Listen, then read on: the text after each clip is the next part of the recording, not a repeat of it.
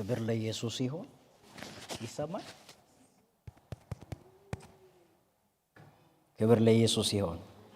እችን ጭብጨባ ሞቅ አድርገን ደግሞ እጅን ለሰራ ጌታ ብንሰጣት ደስ ይለኛል።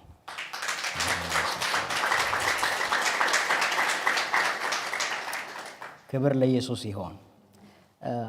ፓስተር ይህንን ፕሮግራም እንዲይዝ ልክ በነገረኝ ሰዓት ውስጤ አንድ ድምፅ ሞልቷል። ዝቅ ስላለ ይሆናል ይሰማል። ለእኔ በደንብ አይሰማኝም። የሆነ የሚያስተጋባ ነገር አለኝ። ልክ ዳዊት የሳኦልን ልብስ ለብሰ ሞክር ባለው ጊዜ እሱን ልጠቀመው መሰለኝ። ቴንክ ዩ አልፈተሽኩትምና ይቅርብኝ እንዳለው ነገር ነው። ክብር ለኢየሱስ ይሁን።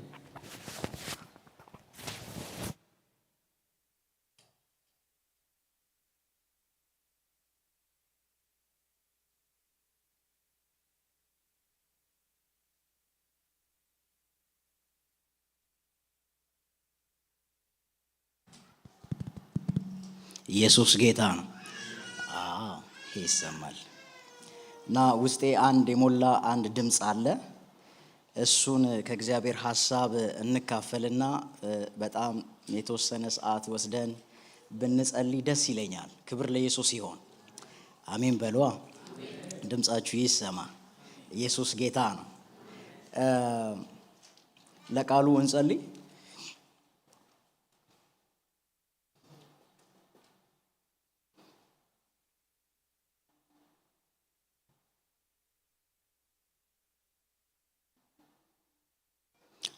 ቃልህን እወደዋለሁ፣ ቃልህን እወደዋለሁ፣ ድምፅህን እወደዋለሁ፣ ድምፅህን እወደዋለሁ። ብዙ ምርኮ እንዳገኘ ሰው በቃልህ ልቤን ደስ አለው። የደስታዬ ምንጭ አንተ ነህ፣ መተኪያና እኩያ የለህም። የሰላሜ ምንጭ አንተ ነህ፣ መተኪያና እኩያ የለህ። ቃልህን እወደዋለሁ፣ ቃልህን እወደዋለሁ፣ ድምፅህን እወደዋለሁ።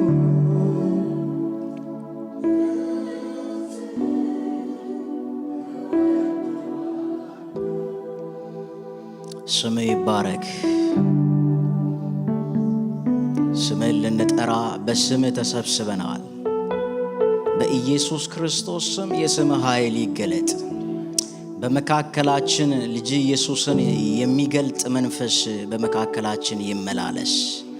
በልቦናችን ውስጥ የሚያብራራ ልጅ ኢየሱስን የሚገልጥ በጌታ በኢየሱስ ክርስቶስ ስም ቅዱሱ ያንተ መንፈስ በመካከላችን ይመላለስ። የትኛውም የጨለማ ኃይል ጉልበት ሁሉ በስምህ ስልጣን የተመታ ይሆን።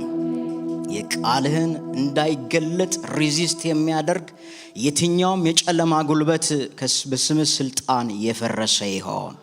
ጸጋህ በሙላት ይገለጥ። በኢየሱስ ስም አስተምረን፣ ገስጸን፣ ምከረን፣ አቅጣጫን አሳየን። በኢየሱስ ስም አሜን። ክብር ለኢየሱስ ይሁን። ይህን እድል ስለሰጣችሁኝ ቴንኪዩ ማለት እፈልጋለሁ። ክብር ለጌታ ይሁን። በውስጤ አንድ የሞላ አንድ ድምፅ አለ። እርሱም ከበባውን እበትናለሁ ብሎኛል ጌታ። አሜን በሉ። መልእክት ነው። በቃ ሰበር ነው። ክብር ለኢየሱስ ይሁን። ከበባውን እበትናለሁ ብሎኛል። ኢየሱስ ጌታ ነው። ስለዚህ ከበባ በሚል ርዕስ እንካፈልና ከዛ በኋላ ደግሞ በከበባ ውስጥ ምን እንደሆነ ከከበባ እንዴት እንደምንወጣ ከእግዚአብሔር ቃል ደግሞ እናያለን። ኢየሱስ ያድናል። መጽሐፈ ነገሥት ካልዕ ወይም ሁለተኛ ነገሥት መጽሐፍ ምዕራፍ 6ን እናነባለን። ክብር ለኢየሱስ ይሆን። ምዕራፍ 6 ቁጥር 14 ወደዚያም ፈረሶችና ሰረገሎችን እጅግም ጭፍራ ሰደደ፣ በሌሊትም መጥተው ከተማይቱን ከበቡ። የእግዚአብሔር ሰው ሎሌ ማለዳ ተነስቶ በወጣ ጊዜ እነሆ በከተማይቱ ዙሪያ ጭፍራና ፈረሶች ሰረገሎችም ነበሩ። ሎሌውም ጌታ ሆይ ወዮ፣ ምን እናደርጋለን አለው። እርሱም ከኛ ጋር ያሉት ከእነርሱ ጋር ካሉት ይበልጣሉና አትፍራ አለው። ኤልሳዕም አቤቱ ያይ ዘንድ ዓይኖቹን እባክህ ግለጥ ብሎ ጸለየ። እግዚአብሔርም የብላቴናውን ዓይኖች ገለጠ፣ አየም፣ እነሆ በኤልሳዕ ዙሪያ ያሉ የእሳት ፈረሶችና ሰረገሎች ተራራውን ሞልተውት ነበር። ወደ እርሱም በወረዱ ጊዜ ኤልሳዕ ይህን ሕዝብ እውር ታደርግ ዘንድ እለምናለሁ ብሎ ወደ እግዚአብሔር ጸለየ። ኤልሳዕም እንደተናገረው ቃል እውር አደረጋቸው። ኤልሳዕም መንገዱ በዚህ አይደለም፣ ከተማይቱም ይህች አይደለችም፣ የምትሹትን ሰው አሳያችሁ ዘንድ ተከተሉኝ አላቸው። ወደ ሰማርያም መራቸው። ወደ ሰማርያም በገቡ ጊዜ ኤልሳዕ አቤቱ ያዩ ዘንድ የእነዚህን ሰዎች ዓይኖች ግለጥ። እግዚአብሔርም ዓይኖቻቸውን ገለጠ፣ የእነርሱም አዩ። እነሆም በሰማርያ መካከል ነበሩ። የእስራኤልም ንጉሥ ባያቸው ጊዜ ኤልሳዕን አባቴ ሆይ ልግደላቸውን አለው። እርሱም አትግደላቸው፣ በሰይፍና በቀስት የማረከውን ትገድል ዘንድ ይገባሃልን? እንደ እንጀራና ውሃ በፊታቸው አኑርላቸው፣ በልተውና ጠጥተው ወደ ጌታቸው ይሂዱ አለው። ብዙም መብል አዘጋጀላቸው፣ በሉና ጠጡ። ጊዜም አሰናበታቸው፣ እነርሱም ወደ ጌታቸው ሄዱ። ከዚያም በኋላ የሶርያ አደጋ ጣዮች ወደ እስራኤል አገር አልመጡም። ክብር ለኢየሱስ ይሆን።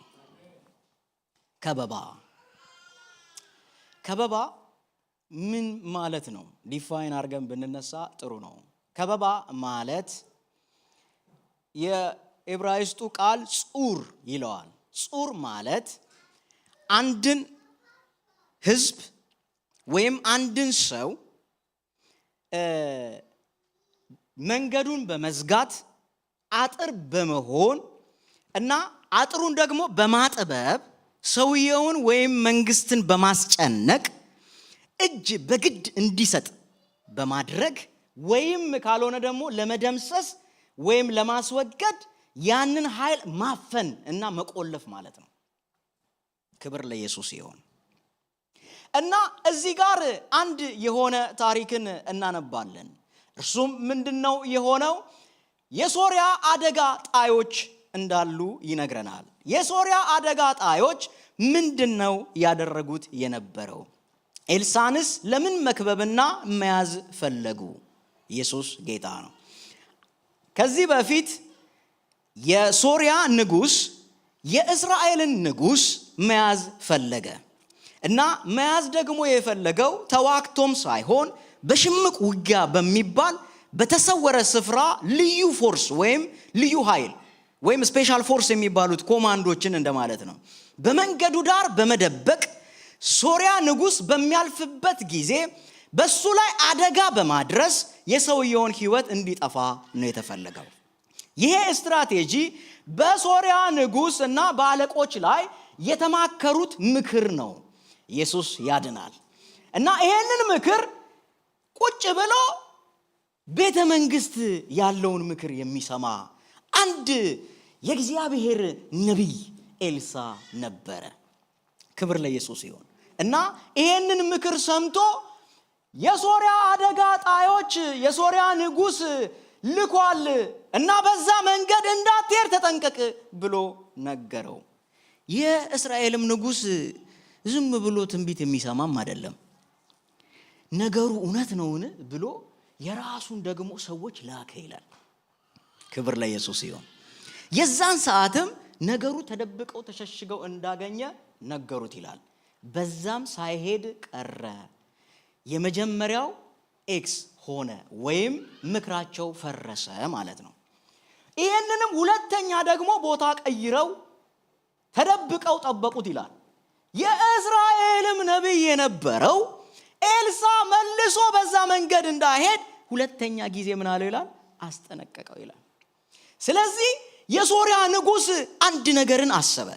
ያ ማለት በእኛ መካከል ሆኖ በዚህ ስብሰባ ውስጥ ተገኝቶ ለእስራኤል ንጉስ ምን የሚል የነገርነውን ነገር ወይም የምንወያየው ምን የሚል የሚነግረው ሰው በመካከላችን አለ። እሱን ሰውዬ አውጡት አለ። በዛ መሃል አንዱ ተነሳ። ጌታዬ ሆይ እንደዚህ እኮ አይደለም። እንኳን እኛ በስብሰባ ተነጋግረን የወሰነውን ሐሳብ ይቅርና አንተ ለብቻ በጓዳ በእልፍኝ ተቀምጠ የምትናገረውን እንኳን የሚሰማ ምርጥ የእስራኤል ራዳር አንድ ነብይ አለ፣ እርሱ ነው የሚነግረው አለ። ክብር ለኢየሱስ ይሁን። አንተ ጠላትን ዲቴክት የሚያደርግ ማለት ነው። ይሄ ልዩ ኃይል አይደለም፣ ልዩ ራዳር እኮ ማለት ነው። ጠላት ገና ሳይነሳ ያቀደውን እቅድ የሚሰማ ማለት ነው። እግዚአብሔር እንደዚህ ጆሮቻችንን ይክፈት። አሜን በሉ።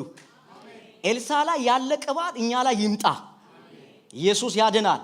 ሀገርን የሚታደግ ቤተክርስቲያንን የሚታደግ ቤተሰብን የሚታደግ ከጠላት ምክር የሚያስመልጥ የጠላትን አሰራር የሚነቅሶ የሚያወጣ ስትራቴጂውን የሚለይ ይሄ ቅባት ያስፈልገናል። ይሄ ቅባት በኢየሱስ ስም ይሰጠን።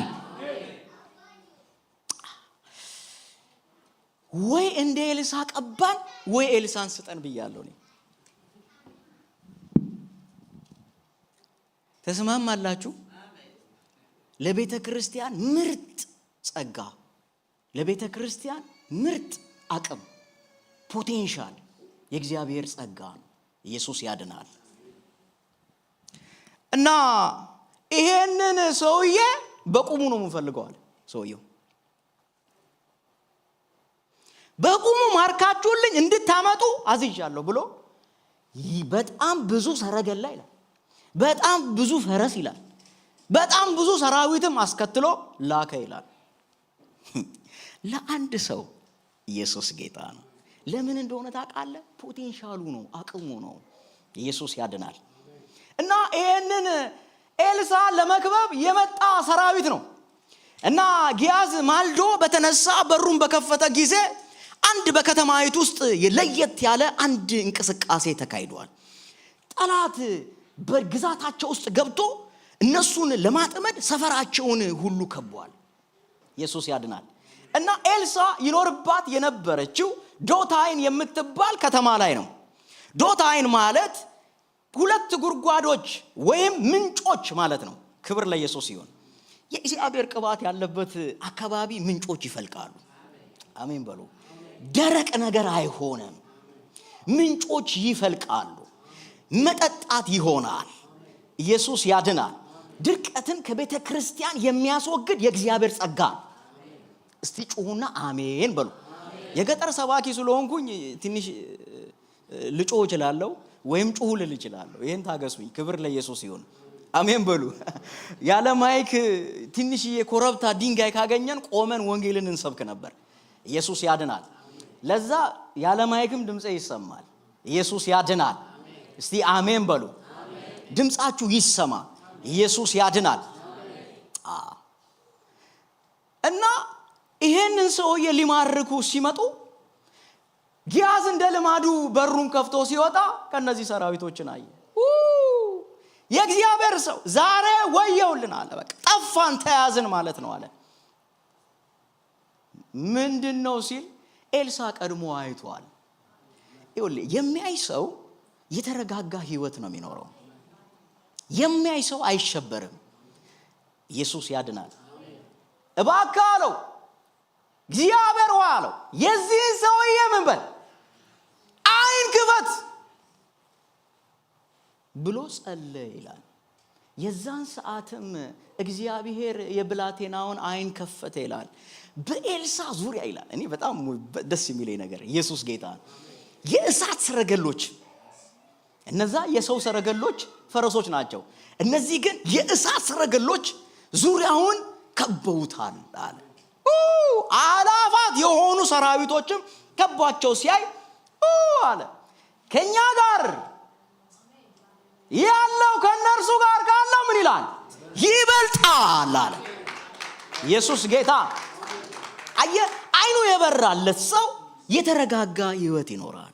አይኑ የተከፈተለት ሰው ከጠላት ከበባ ይልቅ የእግዚአብሔርን ከበባ ያያል። ኢየሱስ ያድናል። ብልጫ ያለው መንፈስ ማለት ይሄ ነው። ኢየሱስ ያድናል። እና የዚህ ሰው አይን እንደተከፈተ የዛን ሰዓትም ሰራዊቱና የሶሪያ ሰራዊት ወደ እነርሱ ቀረቡ ይላል። የነዚህን አይን ደግሞ ምን እንድትል እንድታሳውር ጸልያለሁ አለ። አየ ቤት ውስጥ ላለ ሰው አይኑ ይከፈት ነው የሚባለው።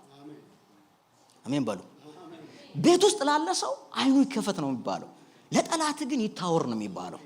ኢየሱስ ያድናል። ኢየሱስ ያድናል። የምትፈልጉትንም ሰው በዚህ የለም፣ ከተማይቱም ይሄ አይደለም፣ ስፍራውም ደግሞ ተሳስታችኋል። የምትፈልጉትን ሰው እነግራችኋለሁ፣ ተከተሉኝ አላቸው። አሁን በምሪት ነው የሚሄዱት። ይኸውልህ ዛሬ የጠላትህን ኃይል የሚያሳውር እጅ ይመጣል።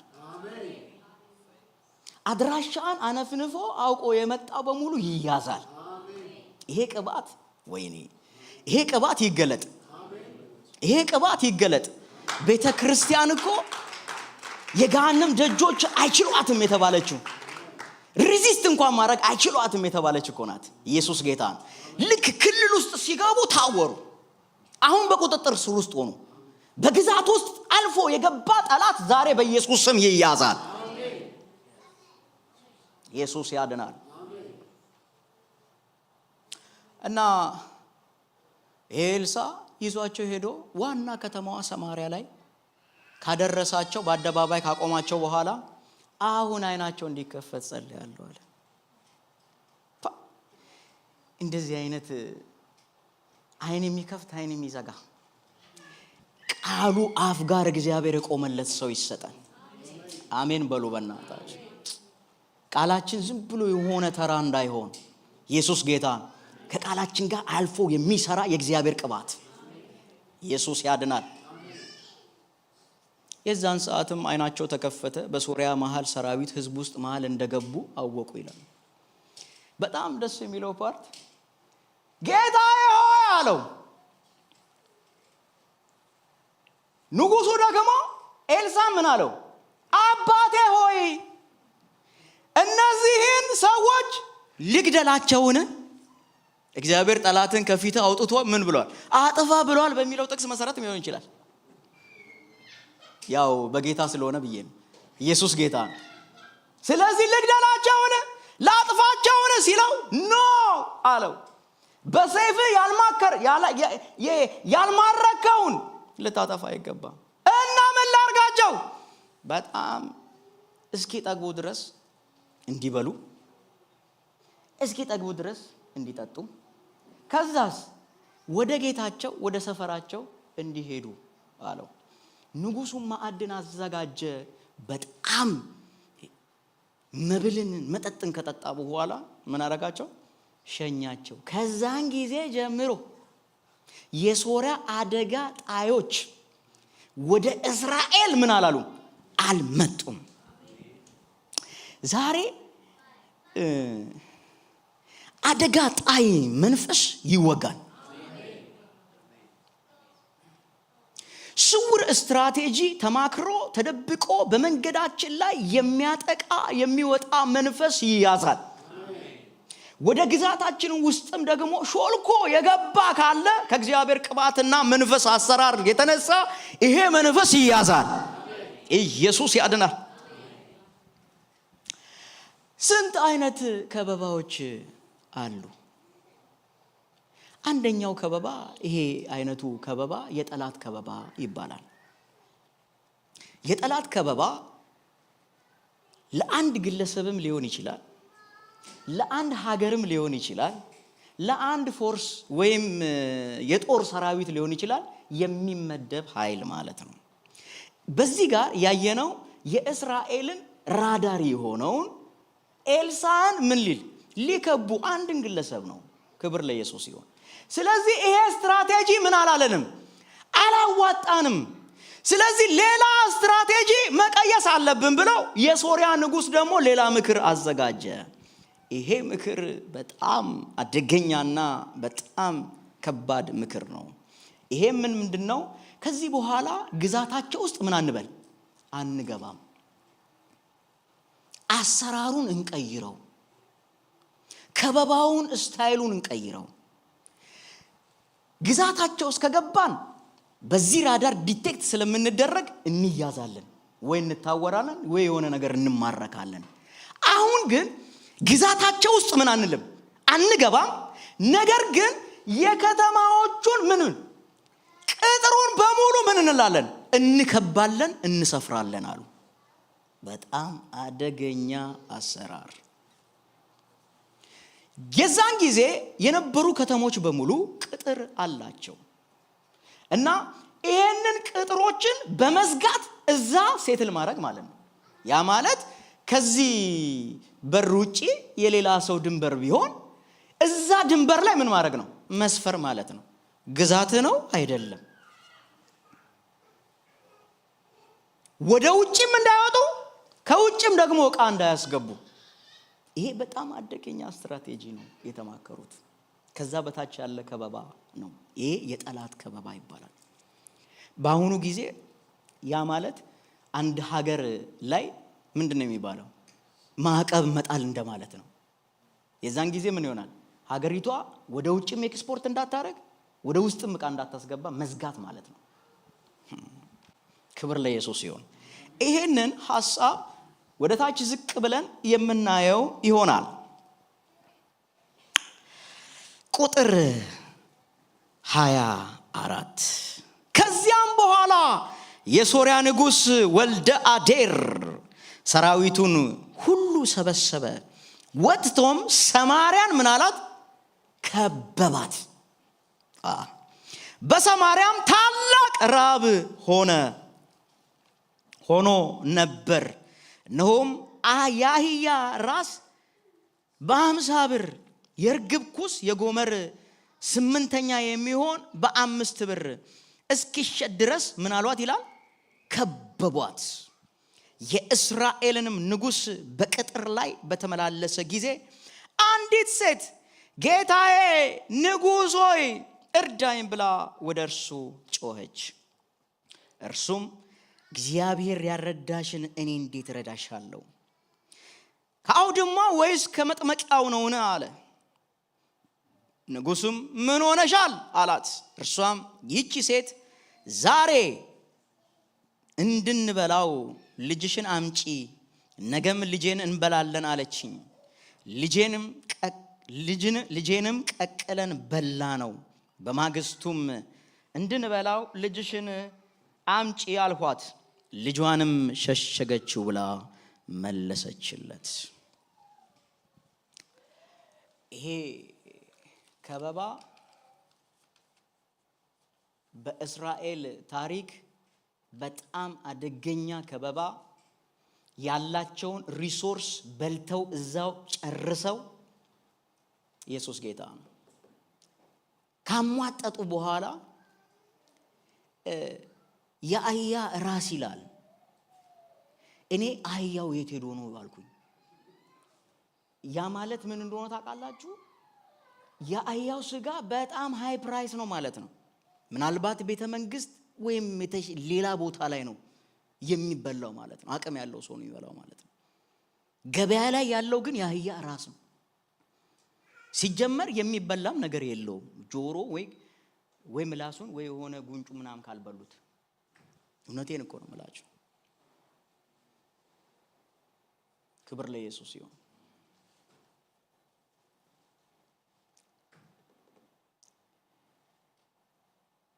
ያ አህያ በመጀመሪያ ደረጃ በዘሌዋውያን ምዕራፍ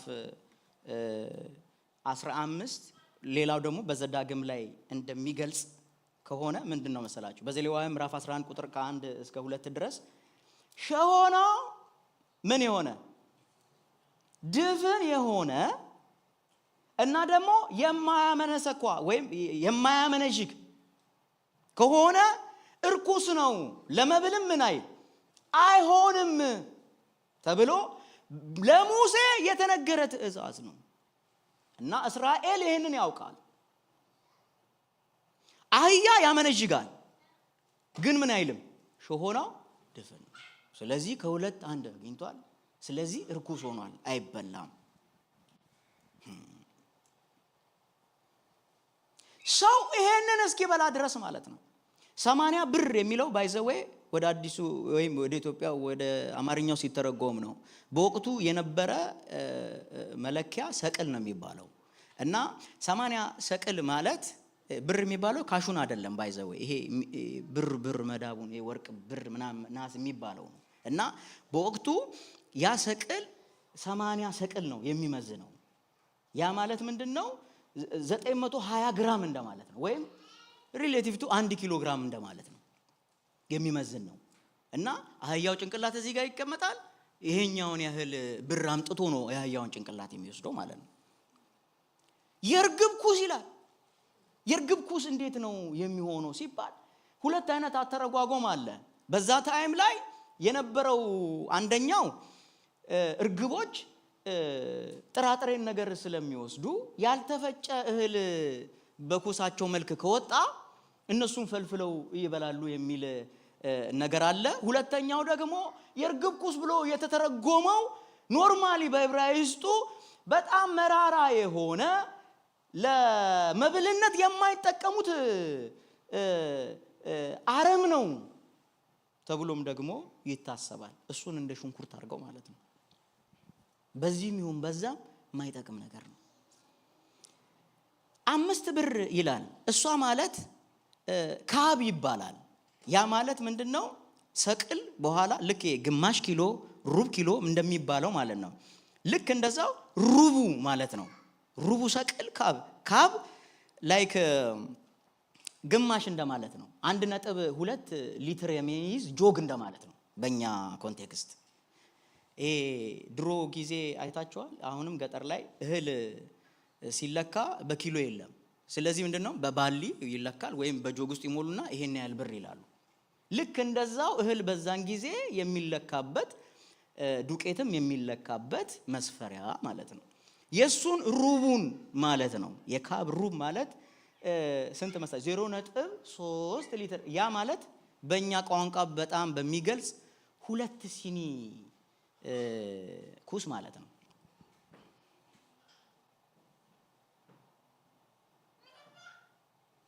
ይሄ አይነቱ ከበባ ነው ሰማርያ ምን ያለችው የተከበበችው። በሌላ ስፍራ ላይ የጠላት ከበባን የምናየው ሕዝቅያስ ነው። እዛው በነገሥት ምዕራፍ 18 ላይ ስንመጣ ሕዝቅያስ 29 ዓመት ነገሰ ይላል። በ25 ዓመቱ ደግሞ ምን አለ? ነገሰ። 29 ዓመት መራ እና አባቱ አካዝ እንደነበረና እናቱ ደግሞ የዘካርያስ ልጅ አቡ የምትባል ናት። ኢትዮጵያዊ ትመስለኛለች ስሟ ራሱ ኢየሱስ ጌታ ነው። እና እየተባለች እንደነበረች ነው። እና ሰናክሬ የሚባል የአሦር ንጉስ ምን አለ ይላል? ሊከበው መጣ ይላል ይሁዳን። በጣም የሚገርም እኮ ነው። ክብር ለኢየሱስ ይሁን። እና ከበባት ይላል። መውጫ መግቢያው ምን አለ? ዘጋ። በውጭም በኩል ምንጭ እንዳለ ይናገር ነበር። እሱም በታናል መልክ አስገብቶ ሕዝቅያስ እንደቆየ ያንን መጠጥ ባለመጠጣት እንዲበተኑ እንዲርቁለት ነበረ። ክብር ለኢየሱስ ይሁን። ይሄ አይነቱ ከበባ የምን ከበባ ይባላል? የጠላት ከበባ። ሌላኛው ከበባ ምን አይነት ከበባ ነው ካላችሁኝ፣ የወዳጅ ከበባ ይባላል። ወይም የወንድም የእህት ወይም ያመነም ሊሆን ይችላል ያላመነ በአካባቢያችን የሚታወቅ የወዳጅ ከበባ ነው። ይህንን የምናገኘው በአንደኛ ሳሙኤል ምዕራፍ 23 ላይ ነው። ክብር ለኢየሱስ ይሁን። አውጥተን እናነባለን። ዛሬ ጥቅስ አበዛለሁ። ጌታ ይባርከኝ።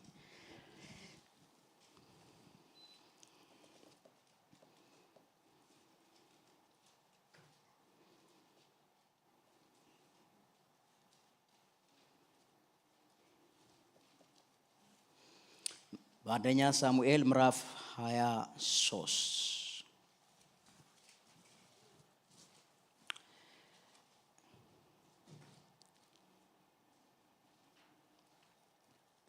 እንዲህም ሆነ ቁጥር 6 የአቢሜሌክ ልጅ አብያታር ወደ ዳዊት ወደ ቂላ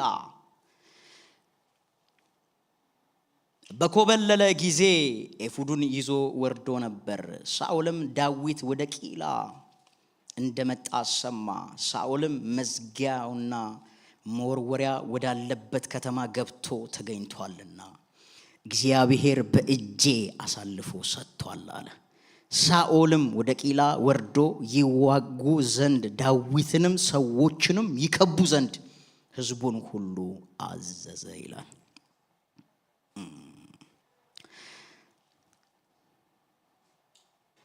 በጣም የሚገርማችሁ ቂላ ማለት በኮረብታ የምትገኝ በአሁኗ ደግሞ በዌስት ባንክ ውስጥ የምትገኝ ትንሽዬ ከተማ ናት። እቺ በኮረብታ ላይ የምትገኝ ትንሽዬ ከተማ በእስራኤልና በፊሊስጤም ድንበር መሃል ላይ የምትገኝ ናት። በአሁኑ ሰዓት በዚህኛው በኩል ኤሪያ ሲ የሚባለው ወይም ይሄ ከንትን ነፃ ክልል አይነት ሆኖ እስራኤል ሰራዊቶች የሰፈፉባት ሲሆን በዛ በኩል ደግሞ ፍልስጤማውያን አሉ እና ዳገትና ኮረብታ ላይ ስለሆነች ስትራቴጂክ ኤሪያ ናት። ቅጥሯ ደግሞ ምሽግ ነው። በጣም ከባድ የሆነ እንሷን ወጥቶ ዳገቱን ወጥቶ ያንን ከተማ መያዝ ማለት በጣም አቅም ይጠይቃል። ምክንያቱም ጠላትን ወደ ታች ማጥቃት በቀላል ስለሆነ ማለት ነው። እና እቺ ከተማን ፍልስጤም መጥተው ምን አሉ ይላል ከቁጥር 1 ጀምሮ ስናነባው ያዟት ይላል። በጣም የሚገርመኝ ነገር በእስራኤል ንጉስ የሆነው በወቅቱ ሳኦል ነው። ለሳኦል ነው መነገር ያለበት ወይስ ለዳዊት ነው? ተከበናል ተይዘናል ተብሎ መነገር ያለበት ለማን ነው? ለንጉሱ ነው። ንጉሱ ነው ደግሞ ልዩ ኃይልንም ወይም ሚሊተሪ ፎርስን ወደዛ በማሰማራት ያችን ከተማ ነፃ ማውጣት ያለባት። ነገር ግን ሰዎቹ ወደሱ አልሄዱም። አይገርምም? ወደ ዳዊት መጥተው ፍልስጤም ወሮናል አሉት። ሲጀምርም መገለጫው ከፍልስጤም ጋር ስለሆነ ጎልያድን በመጣል የፍልስጤም ላይ የተቀባ ዳዊት ነው ብለው ነው። ኢየሱስ ጌታ ነው። የዛን ሰዓትም 600 የሚያክሉ የዳዊት ኃያላን የሚባሉ ሰዎች አሉ እና እነዚህ ሰዎች በሌላ ቦታ ላይ ምን ይላል? አንዱ ሰው ይላል 1000 መግደል የሚችል ማለት ነው። ያ ማለት ምን እንደሆነ ታውቃላችሁ? አንዱ የዳዊት ኃያላን አንድ ሳምሶን ነው ማለት ነው። እግዚአብሔር እንደዚህ ያስታጥቀን። ብዙ መሆንም ብቻ ሳይሆን አቅም ያለው ሰው መሆን። አሜን በሉ። ብዙ የሆነ ፍርጥ መሆን ማለት ሳይሆን መክበድ። እግዚአብሔር ያክብደን። አሜን በሉ በእናታችሁ።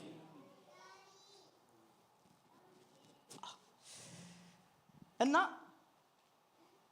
እነዚህ ሰዎች ለዳዊት መጥተው ነገሩት። ዳዊትም መጣና ያችን ጺላ የምትባለውን ከተማ ምን አረገ? ነፃ አወጣ። የዛን ሰዓትም ዳዊት በዛች ከተማ ውስጥ ምን አለ? መቀመጥ ጀመረ። ይሄንን ማሰማ ሳኦል ሰምቶ ቅጥሯ በተከበበች መዝጊያና መቆለፊያ ባላት ዋው ከተማ ውስጥ ገብቷልና ይሄ ደግሞ እግዚአብሔር ለኔ አሳልፎ ምን ብሏል አለ ሰጠ አለ።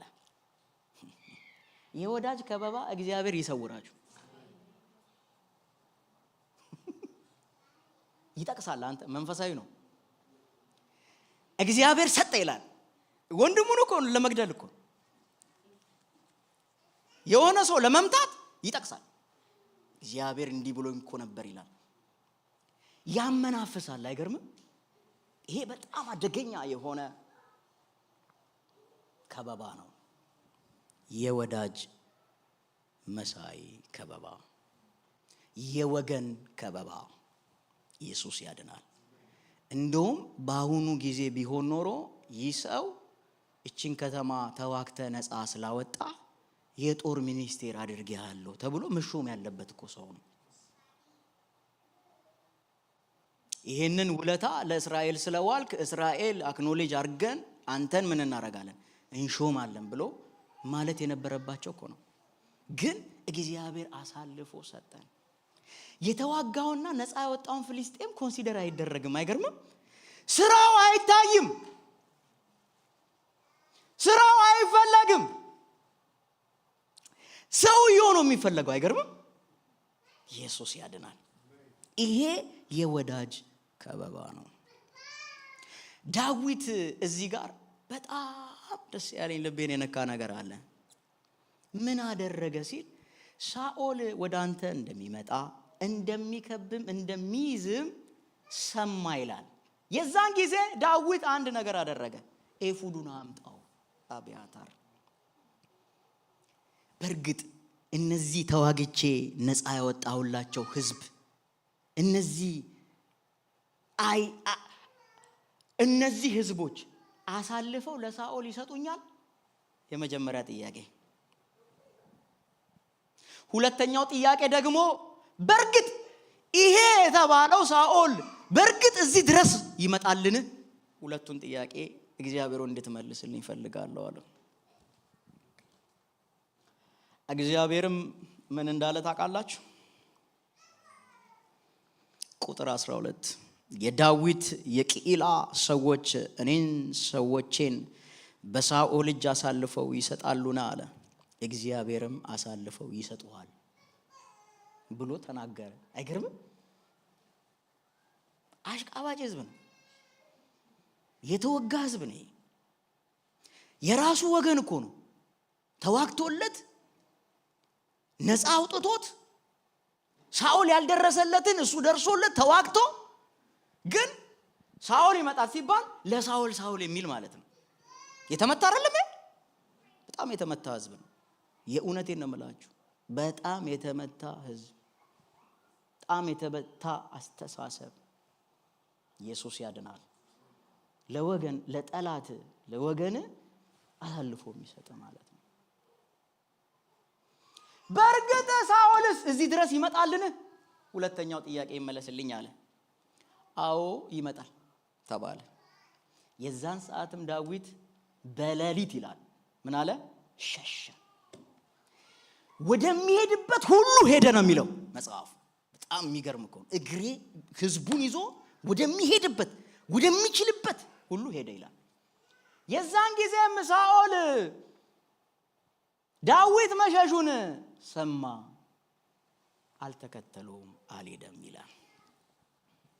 ሁለተኛ ጊዜ ሳኦል ዳዊትን የከበበው ቁጥር 23 ቁጥር 25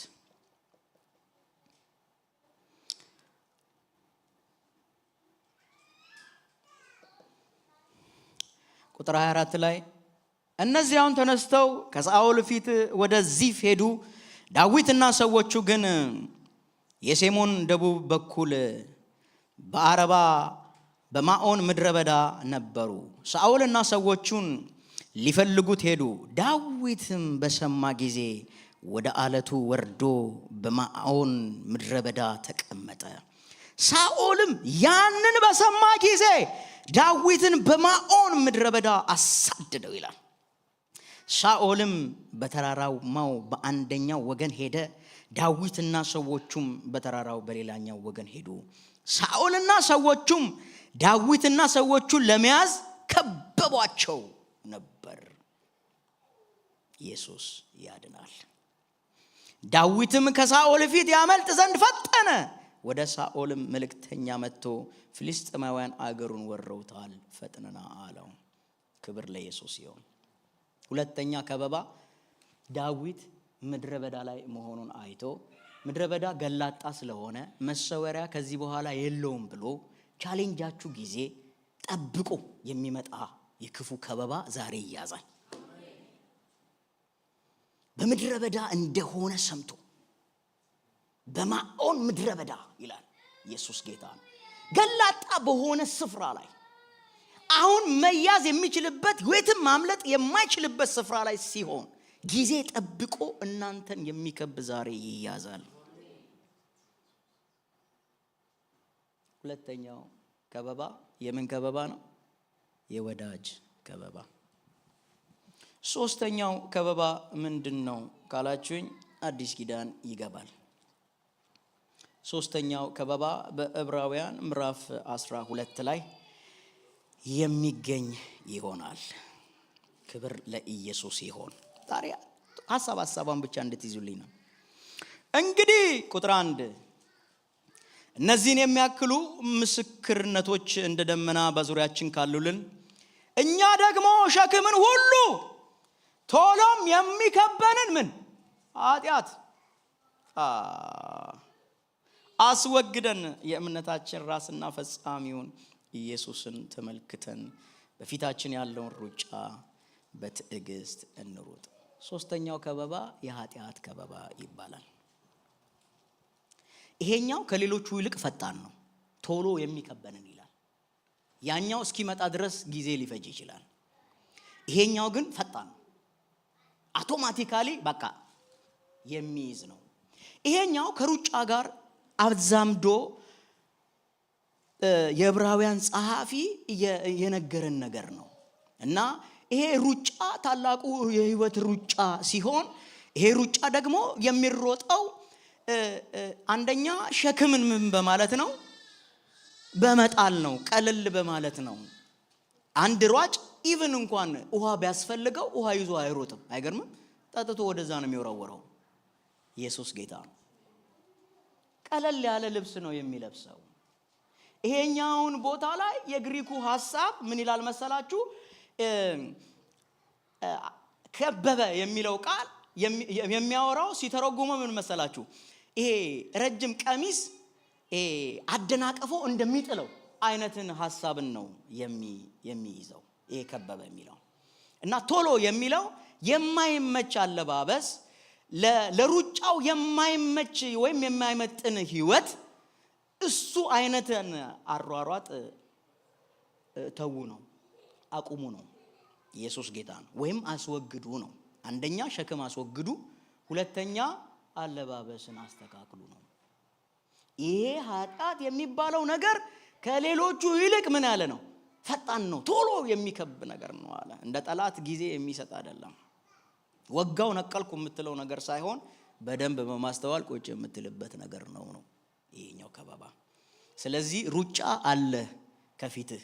ይሄ ሩጫ ደግሞ ኢየሱስን ተመልክተን የምንሮጠው አሯሯጥ ነው። ዴስቲኒ አለው፣ ሽልማት አለው፣ መጨረሻ አለው እና ይሄንን ሩጫ ስንሮጥ እሱን በማየት ነው መከተል ያለብን። ዞር ዞር ራሱ አይፈቀድም ነው። ስለዚህ ሸክም አስወግድ፣ አለባበስን አስተካክል እና ይሄ አይነቱ ሶስተኛው ከበባ የኃጢአት ከበባ ይባላል። አራተኛው ከበባ እዛው በአዲስ ኪዳን ሉቃስ ወንጌል ምዕራፍ 19 ላይ የሚገኘው ነው። የኢየሩሳሌም ከበባ ይባላል። ክብር ለኢየሱስ ይሁን። እዚህ ሐሳብ ላይ ብዙም አልቆይም። ጌታ ኢየሱስ ክርስቶስ በሉቃስ ወንጌል ምዕራፍ 19 ቁጥር 44 ከ43 እስከ 44 ያለውን ነው። ያድናል ኢየሱስ። መጸለይ ስለፈለኩኝ በቃ ሐሳቡን ብቻ ጠብ ላድርግላችሁ። ግን የሆነ አንድ ነገር ይዘን እንድንጸልይ ስለፈለኩ ነው። ከበባውን አቅጣጫውን አይተን ለይተን ስንመታ ጥሩ ነው። ክብር ለኢየሱስ ይሁን። የጅምላ ጸሎት የለንም። አሜን በሉ። ቁጥር 43 ላይ ሲቀርብም ከተማይቱን አይቶ አለቀሰላት፣ እንዲህም እያለ ኢየሱስ ለኢየሩሳሌም ማለት ነው፣ ለሰላምሽ የሚሆን በዚህ ቀን አንቺስ እንኳን ብታውቂ፣ አሁን ግን ከዓይንሽ ተሰውሯል አላት።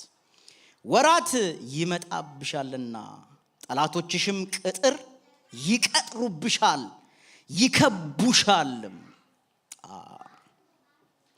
በየበኩላቸውም ያስጨንቁሻል። አንቺንም በአንቺ ውስጥም የሚኖሩትን ልጆችሽን ወደ ታች ይጥላሉ፣ በአንቺ ውስጥም ድንጋይ በድንጋይ ላይ አይተውም። የመጎብኘትሽን ዘመን አላወቅሽምና። የኢየሩሳሌም ከበባ። ይህ ባይዘዌ ኢየሱስ ክርስቶስ የተነበየው በመጨረሻ ዘመን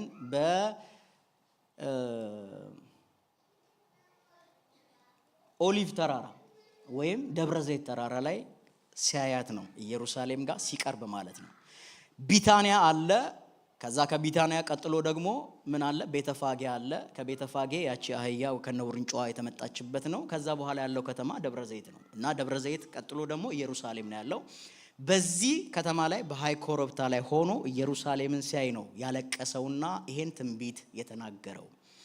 ምክንያቱ ለምንድን ነው የተከበብሽበት ሲሉ የመጎብኛሽን ጊዜ አላወቅሽምና። ክብር ለኢየሱስ ይሁን።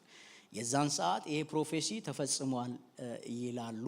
ይሄ ደግሞ የተፈጸመው ኢየሱስ ክርስቶስ ከተናገረ ከሞተ በኋላ ከ40 ዓመት በ70ኛው ዓመት ሮም መጥቶ ቅጥሯን በሙሉ በዘጋና ባቃጠለበት በዚያ ጊዜ ሽሹ፣ ይሄ ምልክት ይሆናቸዋል በተባለ ሰዓት ነው እና ክርስቲያኖች የሆኑት በሙሉ የመጀመሪያው ሰው መጥቶ በያዛት ጊዜ የተወሰነ ጊዜ ያዛት፣ አለቀሱ፣ ተጨነቁም። የዛን ጊዜ በራሱ ጊዜ ሄደ። ሁለተኛው ግን የሮም ጊዜ የመጣ ታይም ነው። ኢየሱስ ያድናል። የዛን ጊዜ ክርስቲያኖቹ አመለጡ ይላል። በዛ ጊዜ ግን 1 ሚሊዮን አካባቢ የሚሆንን ህዝብ ፈጅተዋል ይባላል። ክብር ለኢየሱስ ይሁን። 2 3 የመጨረሻው አራተኛው ምንድነው? የኢየሩሳሌም ከበባ። መከበባችንን በምን እንወቅ እና ከዚህ ከበባ እንዴት እንውጣ? በቃ የከበባ አይነት ይበቃናል። ኢየሱስ ያድናል።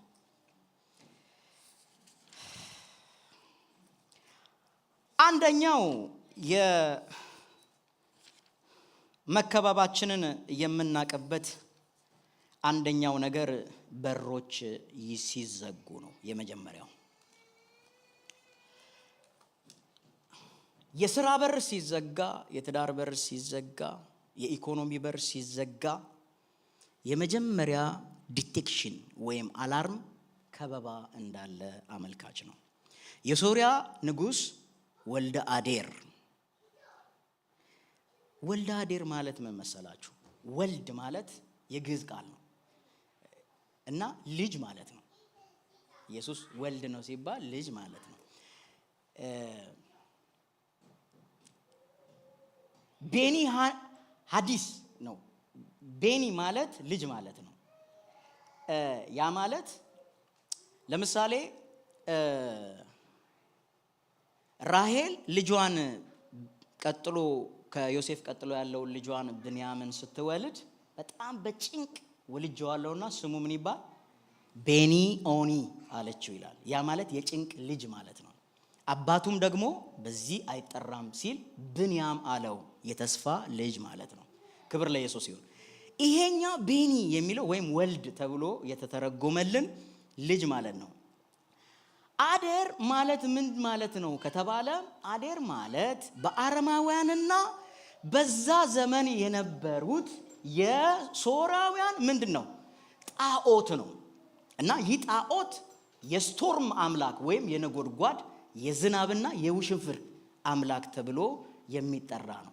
ስለዚህ ይህ ሰው መጠሪያው ራሱ ከዚህ ከመለኮት ከሆነ ከመናፍስቱ ዓለም ጋር የተሳሰረ ነው እና ወልደ አዴር ዘሰከንድ የሚባለው ነው ባይዘዌ የያዛት። ከዛ በፊት ዘፈርስት አለ ዘሰርድም አለ ማለት ነው።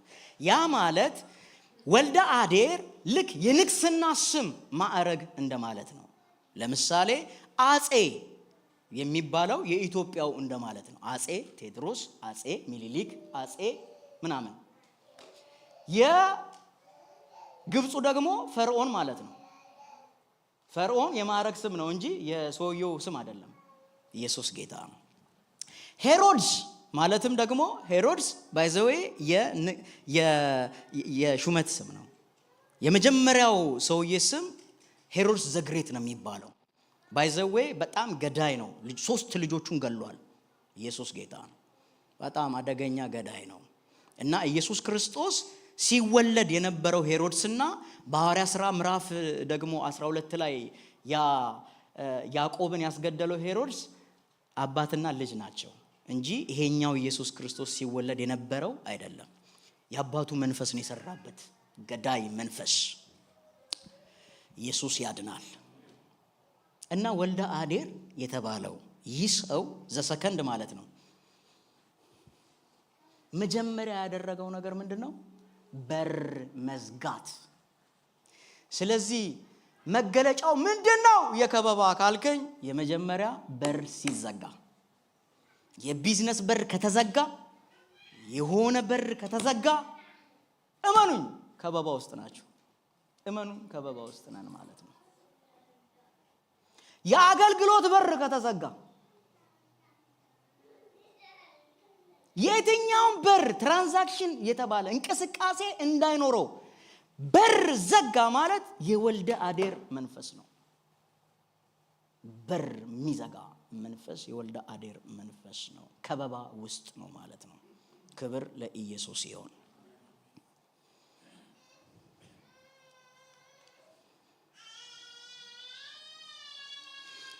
ሁለተኛ ከበባ መገለጫው ምንድነው ከተባለ ሁለተኛው የኢኮኖሚ ግሽበት፣ ቅድም እንዳየነው ማለት ነው። መሆን የሌለበት ነገር ዋጋ ይነራል። የኛ ፐርቼዚንግ ፓወር ደግሞ ሲያንስ ማለት ነው። ያ ማለት ምን እንደሆነ ታውቃላችሁ? የኢኮኖሚያችን ምን ተብሏል ማለት ነው? ተከቧል ማለት ነው። ስጋ መብላት ፈልገን አህያ ራስ አይታችኋል። የማይገባ ነገር ውስጥ እንድንገባ ካደረገ ኢኮኖሚ ክራይሲስ ውስጥ ከገባን ኢኮኖሚያችን ተከባለች። ዛሬ ነፃን የምናወጣው ማዕት ሴክተር አለን። ኢየሱስ ያድናል። ኢየሱስ ያድናል። ሶስተኛው ምንድነው ካላችሁኝ፣ እዛው ጋር ሰው ሲከበብ በምን ይታወቃል ካላችሁኝ፣ የእርኩሰት ልምምድ ውስጥ ይገባል ወይም ከእግዚአብሔር ትእዛዝ ፈቀቅ ይላል። አህያ መብላት እርኩስ ነው። ትእዛዝ የእግዚአብሔር ትእዛዝ አለ። አሁን ግን ትእዛዝ ይጣሳል። ሰርቫይቫል ነው የሚፈልገው። መጀመሪያ ስንኖር ነው ራሱ የምናገለግለው። ባክ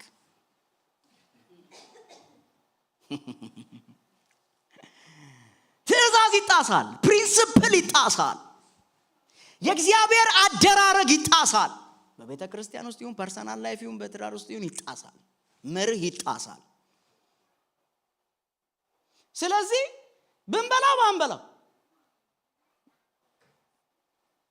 እግዚአብሔር መጀመሪያ ትቶናል እንጂ አሳልፎ ሰጥቶናል እንጂ የሚል ከእግዚአብሔር ትእዛዝ ውጪ የሆነ ልምምድ ወይም ትእዛዝ የሚጣስ ይሆናል። ሌላኛው ምልክት ይሄ ነው።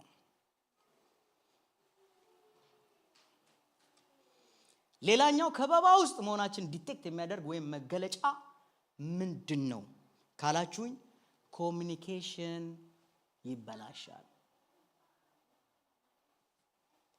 አምጣ የመጀመሪያ ጊዜ የሶሪያ ንጉስ በንጉሱ ላይ ሽምቅ ነገር በመንገድ ላይ አበጅተዋል። ስለዚህ በዛ መንገድ እንዳትሄድ ባለው ጊዜ ይዟቸው አሳውሮ ሲመጣ ምንድነው ያለው? አባቴ ሆይ ይለዋል። ንጉሱ ማን? ኤልሳን። ኤልሳ ደግሞ ንጉሱን ማን ነው የሚለው? ጌታዬ ሆይ ይሄውንም ይለዋል። the way of communication አይታችኋል? ሪስፔክትፉል ነው። ኢየሱስ ጌታ ነው። ሌላኛው ደግሞ የዚህኛው ምክርና ግሬስ ይሄኛው ይቀበላል። በዚህ መንገድ አትሂድ ሲለው የእግዚአብሔር ምሪት እንደሆነ ይሰማል። ንጉሱም አይሄድም። ያገኛቸውን ሰዎች እንኳን ልግደላቸውን ብሎ ምን ይላል? ጠይቆ ነው። ፕሪንሲፕል አይተሰም።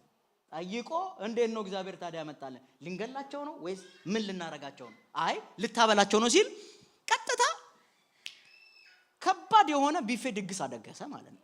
ይሰማል። ምሪትን ይጠይቃል። ጸጋ መቀባበል አለ። ሪስፔክት በመካከላቸው አለ። ግን ይሄኛው ከባድ ረሃብ ውስጥ ሲሆን ምን ሆኑ እነዚህ ሰዎች? ኮሙኒኬሽናቸውስ ምን መሰለ? እስቲ እንያቸው። ነገሥት ላይ ትንሽ ከፍ ብለን እናነባለን። ኢየሱስ ያድናል። ክብር ለኢየሱስ ይሁን። ይጠቅመናል። አንድ ነገር ይዘን እንወጣለን ዛሬ።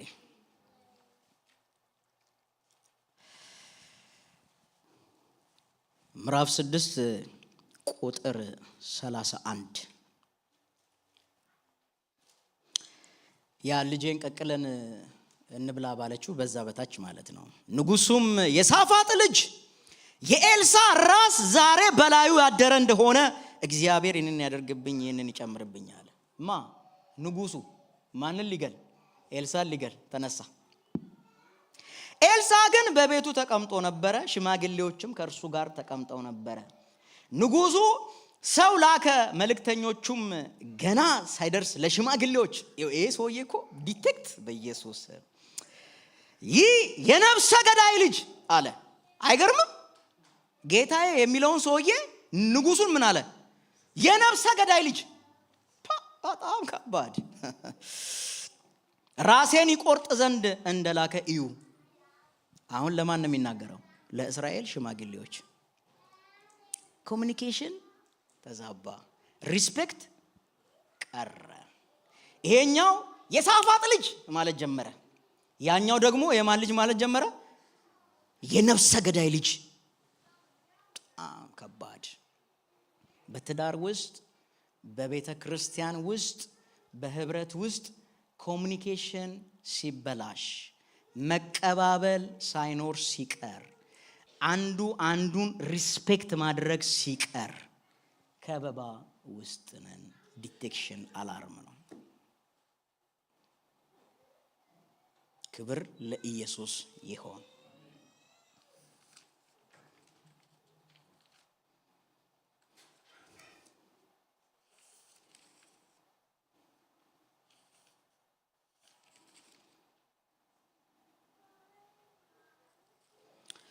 ሌላኛው እና የመጨረሻው ምርኮ ይወሰድብናል። በእኛ ዘንድ ያለ ጸጋ ቢሆን፣ በእኛ ዘንድ ያለ ሀብት ቢሆን መማረክ ስንጀምር ወይም ካጣነው ሪሊ ከበባ ውስጥ ነን። ይህንን የሚያሳይ በሁለተኛ ነገሥት ምዕራፍ 18 ቁጥር 16 ላይ ያለው ነው። የአሦር ንጉሥ ሰናክሬ ሕዝቅያስን ባስጨነቀ ጊዜ አይ እኔን ምን አትበለኝ፣ አትግደለኝ፣ ወይም ህዝቡን ምን አትበል፣ የምትለውን ነገር ምን እንላለን እናደርግልሃለን ሲል 300 የሚያክል የወርቅ እንትን ጣለበት ይላል። የዛን ሰዓትም ሕዝቅያስ ምን እንዳደረገ ታውቃላችሁ? በቤተ መንግስት ውስጥ የሚገኘውን ብቻ ሳይሆን በእግዚአብሔር መቅደስ ላይ ተለብጦ የነበረውን ሁሉ ምን አለ ይላል? ቆረጠ፣ ገፈፈ። አይገርምም? ከቤተ መንግስቱ እሺ ምንም አይደለም፣ ግን ከእግዚአብሔር መቅደስ ሁሉ ጭምር ገፎ ምን አለ?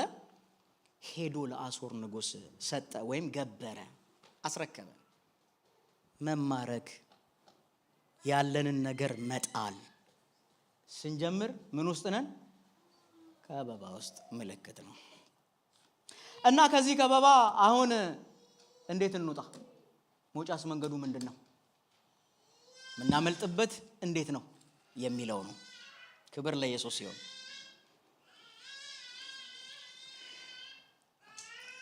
ከጠላት ከበባ የምናመልጠው አንደኛ ነገር፣ ክብር ለኢየሱስ ይሁን፣ ከከበባ የምናመልጥበት በእግዚአብሔር ምሪት የመጀመሪያው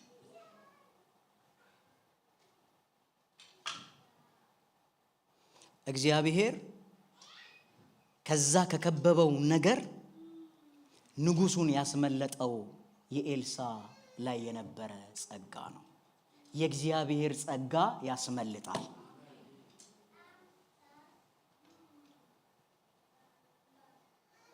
ሁለተኛ የምናመልጥበት መንገድ ምንድነው ከተባለ ጸሎት ነው። ሕዝቅያስ በዛ በጨነቀና ደብዳቤ በጻፈለት ጊዜ ምን አለ? ነብዩን ኢሳይያስን ጠርቶ ደብዳቤውንም አምጥቶ በቤተ መቅደስ ዘረጋ።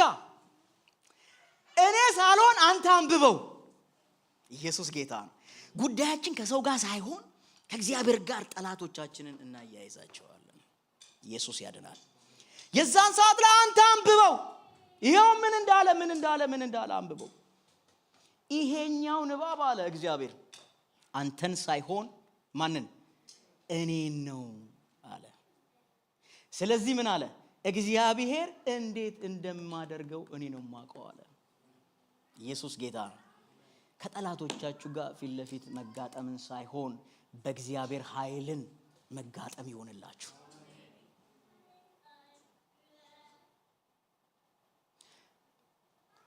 ንብ ማረን እንደሚከብ እንደዚሁ ምን አሉኝ ይላል? ከበቡኝ። ነገር ግን በእግዚአብሔር ስም ምን አልኳቸው? አሸነፍኳቸው። በራሱ ኃይል አይደለም ያለው፣ በእግዚአብሔር ኃይል ነው ከበባ የሚሸነፈው የሚበተነው። ኢየሱስ ጌታ ነው። ስለዚህ ሁለተኛው ምን እናድርግ? እንጸልይ። ባለፈው ሳምንትም ጸልዩ ተብለናል፣ እንጸልያለን ዛሬ። አሜን በሉ። ስለዚህ ሕዝቅያስ ከሰናክሬ ምክር እና ዛቻ ያመለጠው በጸሎት ነው። የዛን ሰዓት ምን ሆነ? እግዚአብሔር ጣልቃ ገባ። መልአኩንም በዛ ሌሊት ምን አለ ይላል? ላከ። 185 ሰዎችን ምን አለ ይላል? ገደለ። ያም ንጉስ ሸሸ ይላል። የዛን ሰዓትም በሚያመልክበት እንደው መሰወሪያ የሚባለው ቤተክርስቲያን ምናምን አይደለ? እሱ ደግሞ ምን አለ? በዛው በጣዖት ቤት ሄዶ ምን አለ ይላል?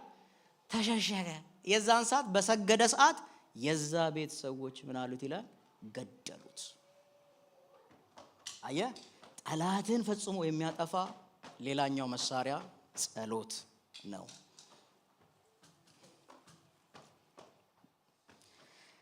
ከወዳጅስ ጠላት እንዴት እናምልጥ? በአንደኛ ሳሙኤል ምዕራፍ 23 ላይ ዳዊት ከሳኦል እንዴት አመለጠ?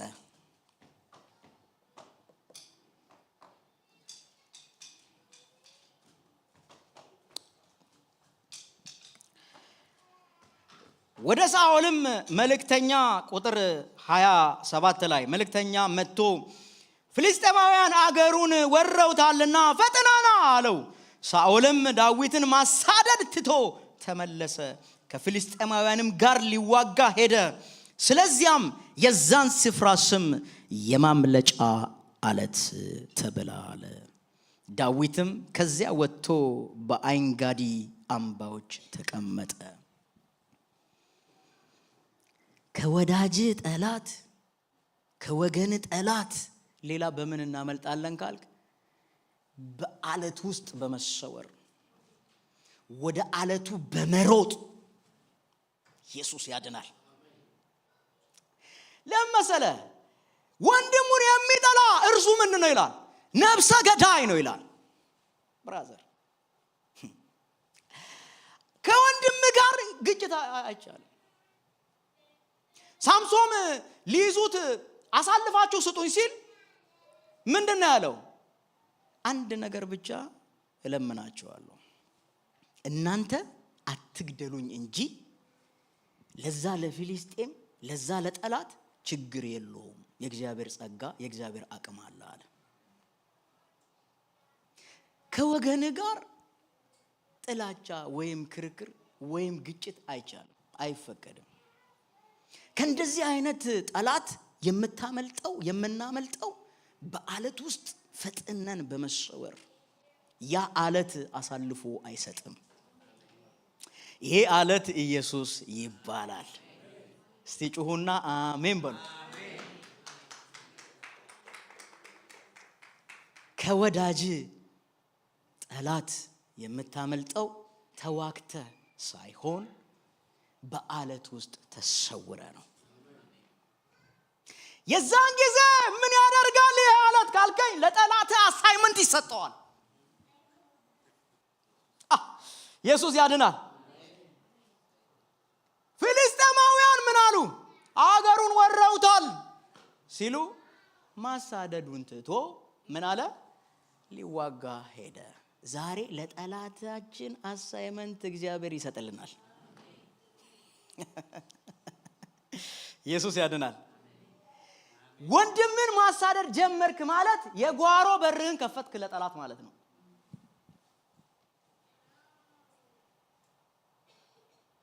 ኢየሱስ ጌታ ነው። ስለዚህ ሶስተኛው ሐሳብ ከጠላት የምናመልጥበት መንገድ በአለት ውስጥ ፈጥነን በመሰወር ነው። ክብር ለኢየሱስ ይሁን። እኔ ግን ዳዊት ለምንድን ነው ሳኦል ይሄን ያህል ዳዊትን እንዲፈልግ ያደረገው ነገር? እንደው ምን አነሳሳው? የተለየስ ችግር አለበት ወይ ዳዊት? እንደው ምን አድርጎ ምን በድሎት ይሆን? መጽሐፍ ሲናገር በአንደኛ ሳሙኤል ምዕራፍ 18 ቁጥር 7 ላይ ጎልያድ የሚባል እስራኤልን ያስጨነቀ ሰው ከገጠመ በኋላ እግዚአብሔር ዳዊትን ተጠቅሞ ጎልያድን ካስወገደው በኋላ የዛ የእስራኤል ሴቶች አንድ የአድናቆት ዜማ አዜሙ። ሳኦል 1000 ገደለ፣ ዳዊት ግን 1000 ማለት 10,000 ገደለ። በጣም ከባድ ነው። ርቀቱ የ9,000 ነው። አንድ ጎልያድ እንደ 10,000 ነው የተቆጠረው። ይሄ ነገር ማሰማ ይላል ሳኦል ሰማ። ከዛም ጊዜ ጀምሮ በክፉ አይን ያየው ጀመር ይላል። አንደኛ የወዳጅ ጠላት መነሻው ምንድነው ካልገኝ ቅንዓት ይባላል። እግዚአብሔር አንተን ተጠቅሞ በሚሰራውና በሚያደርገው በአንተ ላይ በሚያፈሰው ጸጋ ተንተርሶ በክፉ አይን የሚያይ ከሆነ እመነኝ የሳኦል መንፈስ ነው።